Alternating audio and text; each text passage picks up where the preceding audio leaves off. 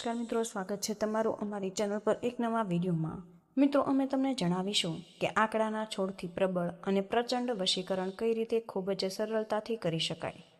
વશીકરણ કરવાની જે પ્રક્રિયા હોય તે ઘણી વધારે સરળ હોય છે, પરંતુ તંત્રોક્ત ક્રિયાઓ હોવાના કારણે ઘણા લોકોને આના વિશે ખબર જ હોતી નથી। તો મિત્રો, આપણે આજને આ વિડીયોમાં એક એવી જ ખાસ તંત્રોક્ત ક્રિયા વિશે અમે તમને જણાવીશું કે જે ખૂબ જ સરળ છે, પરંતુ પ્રચંડ તંત્રોક્ત છે। આજ સુધી જે પણ વ્યક્તિએ આ ક્રિયાનો ઉપયોગ કર્યો છે તેને બિલકુલ પણ નિરાશા મળી જ નથી। અને મિત્રો, આ પ્રયોગ એટલી તીવ્રતાથી કાર્ય કરે છે કે 24 કલાકમાં જ વશીકરણ પ્રચંડ અને પ્રબળ બની જાય છે। અને જ્યારે પણ તમે આ કરીને જોશો તો મિત્રો પોતે પણ હેરાન જ રહી જશો। તો મિત્રો, હવે તમે ધ્યાનથી આ વિડીયોને જોઈને તમે તેની સંપૂર્ણ વિધિને બિલકુલ ધ્યાનથી સમજી લેજો અને એક પણ વાતને તમે બિલકુલ પણ મિસ ન કરશો, કારણ કે મિત્રો આનાથી તંત્ર ક્રિયાઓ બિલકુલ જ અધૂરી રહી જાય છે। જ્યારે પણ તમે પૂરી વાતોને ધ્યાનથી નથી સાંભળતા તો મિત્રો ધ્યાનથી બિલકુલ જોઈને તમે આ બધી જ વાતોને સમજવાની છે। પરંતુ મિત્રો, તે પહેલાં વિડીયોને લાઈક કરી અને કમેન્ટ બોક્સમાં ઓમ નમઃ શિવાય, હર હર મહાદેવ ચોક્કસપણે તમે લખી દેજો, જેથી ભગવાન શિવની કૃપા તમારા પર હંમેશા જ બની રહે।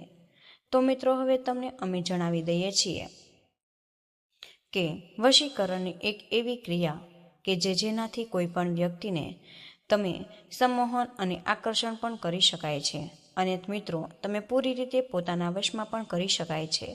ઘણા બધા લોકો વશીકરણને કંઈક ખોટું જ સમજી લેતા હોય છે કે આ કરવાથી સામેવાળી વ્યક્તિ બિલકુલ પણ ગુલામની જેમ જ કાર્ય કરતી હોય। તો મિત્રો, એવું બિલકુલ જ નથી। તમને જણાવી દઈએ કે વશીકરણ એવા સંજોગોમાં સૌથી શ્રેષ્ઠ કાર્ય કરે છે, જેમ કે જો તમારું કોઈ પોતાનું છે અને બિલકુલ પણ તમારી વાત જ સાંભળતું જ નથી, કારણ કે ઘણા લોકો સાથે એવી પણ સમસ્યા રહે છે કે તેમનો જે પાર્ટનર હોય તે તેમની સાથે ખૂબ જ છેતરપિંડી કરતો હોય છે।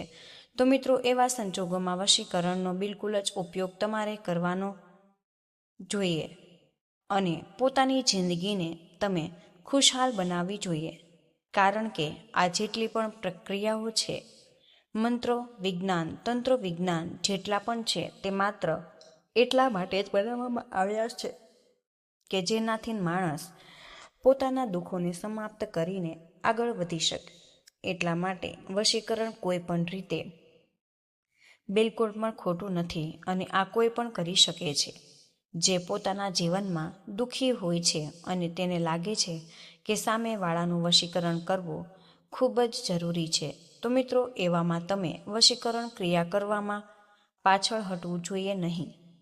બીજી વાત મિત્રો, તમે એ પણ જાણી લો કે જ્યારે પણ તમે વશીકરણ કરો છો તો એ વાત તમારે ખાસ ધ્યાન રાખવાની છે કે કોઈનું પણ તમારે ખરાબ કરવા માટે બિલકુલ પણ વશીકરણ કરવાનું જ નથી। જો તમે વશીકરણ માત્ર ત્યારે જ કરવાનું છે કે જ્યારે સામેવાળી વ્યક્તિનો પણ તેમાં ફાયદો હોય। એટલે કે મિત્રો, જેમ ઘણા લોકો પતિ પત્ની વગેરે હોય છે અથવા કોઈને પણ કોઈ રિલેશનશીપ હોય છે, તો એવા સંજોગોમાં તમે વશીકરણ કરી લેવું જોઈએ। પરંતુ મિત્રો, જ્યારે બીજાનું નુકસાન થવાનું હોય છે તો મિત્રો તમારે એવામાં વશીકરણ બિલકુલ પણ ન કરવું જોઈએ। તમને એ પણ અમે જણાવી દઈએ કે વશીકરણ ખૂબ જ શાંત વિક્ર ક્રિયા છે, એટલે ઘણી જ પવિત્ર ક્રિયા છે અને તેને બિલકુલ જ પવિત્ર રીતે જ કરવી જોઈએ। અને આને મિત્રો બિલકુલ પણ ખોટું સમજીને કે ગંદા કાર્ય માટે તમારે બિલકુલ પણ ન કરવી જોઈએ। એટલા માટે તમારે આ ક્રિયાને બિલકુલ પણ દુરુપયોગ કરવાનો નથી। હવે મિત્રો, તમે એ પણ જાણી લો કે આ ક્રિયા કરવા માટે તમારે કેવા પ્રકારના નિયમ હોવા આવશ્યક હશે। સૌથી પહેલાં તો તમે જે દિવસે તમે આ ક્રિયા કરશો તે દિવસે સોમવારનો હોવો જોઈએ। તે દિવસે તમારે વ્રત રાખવાનું છે। સૌથી પહેલાં ભગવાન શિવના મંદિરે જવાનું રહેશે અને શિવલિંગ પર તમારે 1 લોટો જળ તમારે ચડાવવાનું છે અને ભગવાન શિવને પ્રાર્થના કરવાની છે કે તમે વશીકરણ ક્રિયા કરવા જઈ રહ્યા છો તેમાં તમને સફળતા પ્રદાન કરે. આ રીતે શિવલિંગ પર તમે 1 લોટો જળ ચડાવ્યા પછી નંદીના કાનમાં પણ તમારે આવતી વખતે એ જ વસ્તુઓ બોલવાની રહેશે કે તમે વશીકરણ તૈયાર કરવા જઈ રહ્યા છો.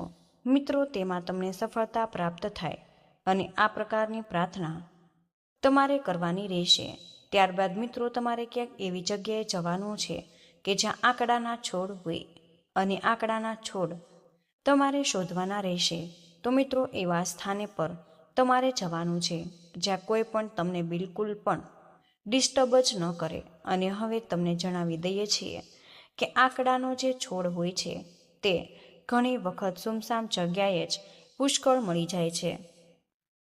તો આમાં કોઈ પણ પ્રકારની તમારે પરેશાની નથી. ખૂબ જ સરળતાથી તમે તેને ક્યાંય પણ શોધી શકો છો. આંકડાનો છોડ શોધી લીધા પછી તમારે એ વૃક્ષને 1 લોટો જળ ચડાવી દેવાનું રહેશે અને તમારે પ્રાર્થના કરવાની છે કે તે છોડને, હે વૃક્ષ, હું જે પણ વશીકરણ ક્રિયા કરવા જઈ રહ્યો છું અથવા કરી રહી છું તેમાં મને તમે સફળતા પ્રાપ્ત થાય એવી કૃપા કરી મારા પર પોતાની કૃપા વરસાવો. બસ તમારે આ રીતે બોલીને તમારે આંકડાના પાન જે છે, છોડ છે, તેના એવા 2 પાન લેવાના છે જેની દિશા પૂર્વ અને પશ્ચિમ તરફ હોવી જોઈએ. એટલે કે મિત્રો, 1 પાન તમારે પૂર્વ તરફ હોય અને 1 પાન પશ્ચિમ તરફ હોય. એ તમારે જોઈ લીધા પછી બિલકુલ સાફ સુથરા પાન, તેને તમારે સારી રીતે પાણીથી ધોઈને, એટલા માટે તમારે લોટામાં જળ લઈને જવાનું છે અને તેને ધોઈને 1 પાન પર તમારે પોતાનું નામ લખવાનું રહેશે અને બીજા પાન પર તમારે તમારા પાર્ટનરનું અથવા તો જે કોઈ પણ વ્યક્તિને તમે તમારી તરફ સમોહિત કરવા માંગતા હોય, તેને તમારે વશીકરણ કરવા માંગો છો તો મિત્રો તેનું નામ તમે લખી શકો. એવું કર્યા પછી તમારે એ ધ્યાન રાખવાનું છે કે હળદરનો ઉપયોગ પણ તમારે કરવાનો છે અને હળદર તમારે બિલકુલ પણ પાવડરવાળી લેવાની નથી. તો એટલા માટે જે આદુની જેમ હળદર આવે તે પ્રકારની હળદર તમારે લેવાની છે અને એ જ હળદર પીસીને, એટલે કે મિત્રો પથ્થર પર તેને ઘસવાની રહેશે. જાતે જ બધી ક્રિયાઓ તમારે કરવાની છે અને બિલકુલ પણ પાવડરવાળી હળદરનો તમારે ઉપયોગ કરવાનો નથી. જે કાચી હળદર હોય છે, જે બિલકુલ પણ સોલિડ ફોર્મમાં હોય, એવી હળદર તમારે લઈને જવાનું છે અથવા તો જેમ પણ હળદરના ગાંઠિયા આવે છે તેને તમે પણ લઈ શકો છો. પથ્થર પર તમારે પાણી નાખીને થોડું તેને તમારે પીસી લેવાનું છે અને હળદર પહેલાં જ તૈયાર કરવાની રહેશે. જ્યાં જઈને તૈયાર કરવાની જરૂર નથી. એટલા માટે મિત્રો, બિલકુલ તમે ધ્યાનથી સાંભળજો અને તમારે બિલકુલ ધ્યાનથી ક્રિયાને કરવી, જેથી કરીને તમને પૂર્ણ રૂપે લાભ મળે અને જે વ્યક્તિને તમે વશીકરણ કરવા માંગો તે તમારા વશમાં થઈ જાય. કારણ કે ઘણા બધા લોકો અમને આ બાબતે પૂછતા જ હોય અને ખૂબ જ વધારે પરેશાન રહે છે. કોઈ પણ કાર્ય પછી કરી શકતા નથી. ખાવા પીવાનું વગેરે બધું જ છૂટી જાય છે. તો મિત્રો, તેમના માટે આ વિડીયો બિલકુલ જ વરદાનરૂપ સાબિત થઈ ગયો છે. તો મિત્રો, હળદરને તમારે આ પ્રકારે ઘસીને એ જ હળદરથી તે પાન પર એક પૂર્વવાળા પર પોતાનું નામ લખવાનું છે અને પશ્ચિમવાળા પર તમારે પોતાના પાર્ટનરનું નામ લખવાનું રહેશે. જેવું કે અમે તમને જણાવ્યું છે કે 2 પાન તમારે શોધવાના છે જેની દિશા પૂર્વ અને પશ્ચિમ હોવી જોઈએ. 1 પાન પર તમારે પોતાનું નામ લખવું અને બીજા પાન પર તમારે પોતાના પાર્ટનરનું નામ લખી દેવાનું રહેશે. મિત્રો, એવું કર્યા પછી તે બંને પાનને તમારે તોડવાના નથી. તે બંને પાનને ઝાડ સાથે જોડાયેલા જ બાંધી દેવાના છે.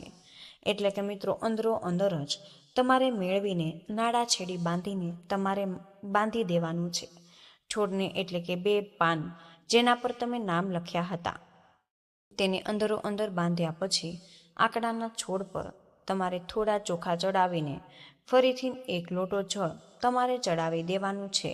અને મિત્રો, ફરીથી તમારે આંકડાના છોડને પ્રાર્થના કરવાની છે કે હે વૃક્ષ, જે આ પ્રયોગ મેં કર્યો છે, જે પાર્ટનરે માટે કર્યો, કૃપા કરી તેને તમે મારા વશમાં કરો.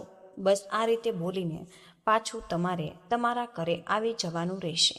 પરંતુ મિત્રો સૌથી મહત્વની વાત આ વાતનું ધ્યાન રાખવાનું છે કે પાછા તે છોડની આસપાસ ક્યારે પણ જવાનું નથી. અને મિત્રો ના તો તે છોડને તમે ફરીથી જોવાનું છે. જેવી તમે તે છોડ પર ક્રિયા કરી પોતાની પીઠ ફેરવી લેશો, ત્યારબાદ તમારે ફરીથી તે છોડને ભૂલથી પણ જોવાનું બિલકુલ જ નથી. બસ તમારે આ જ સૌથી મહત્વપૂર્ણ પ્રક્રિયા છે અને આ પ્રકારે તમારે આ પ્રયોગ કરવાનો છે. એટલા માટે તમારે ઘરથી દૂર કરવાનો છે, જ્યાં તમારે બિલકુલ પણ અવર જવર ન હોવી જોઈએ. બસ તમારે એક વારનો જ પ્રયોગ છે, ખૂબ જ સરળતાથી કરી શકાય છે. મિત્રો કોઈ પણ અડચણ નથી, ના તો કોઈ પણ પરેશાની, અને આ પ્રયોગ કરતાં જ તમને 24 કલાકમાં જ તમે જોશો કે જે પણ તમારો પાર્ટનર છે તે તમારા માટે એવો તડપવા લાગશે કે તમે પોતે પણ હેરાન રહી જશો. બસ તમારે એ વાતનું ખાસ ધ્યાન રાખવું. તમારે એ પણ રાખવું કે પૂર્ણ આસ્થા સાથે આ પ્રયોગને તમારે કરવાનો છે. પૂર્ણ આસ્થાથી જો તમે કરી લીધો તો 24 કલાકમાં જ તમને રિઝલ્ટ મળી જશે અને બિલકુલ નિશ્ચિત છે.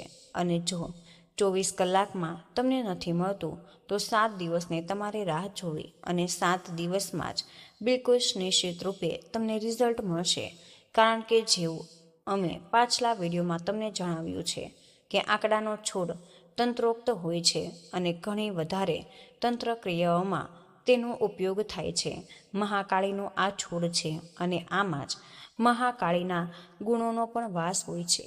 જેવી રીતે આ વશીકરણ માટે તમને બતાવવામાં આવ્યું છે, બિલકુલ એ જ રીતે મિત્રો આ ક્રિયાને તમારે કરવાની રહેશે. આનાથી પૂર્ણ રૂપે જે તમારી પરેશાની છે કે તમારો પાર્ટનર તમને મળી રહ્યો નથી, તમારી સાથે છેતરપિંડી કરી રહ્યો છે, આ બધી જ પરેશાની ખતમ થઈ જશે. તો મિત્રો હવે આજનો આ વિડીયો અમે અહીં જ પૂર્ણ કરી રહ્યા છીએ. આજની આ તમામ માહિતી જો તમને પસંદ આવી હોય તો મિત્રો વિડીયોને લાઈક અને તમારા મિત્રો સાથે શેર જરૂર કરજો. ચેનલ પર તમે પહેલીવાર આવ્યા હોય તો ચેનલને સબસ્ક્રાઈબ કરવાનું બિલકુલ ભૂલશો નહીં. કમેન્ટમાં જય માં લક્ષ્મી જરૂરથી લખી દેજો. જય શ્રી કૃષ્ણ. રાધે રાધે. ધન્યવાદ.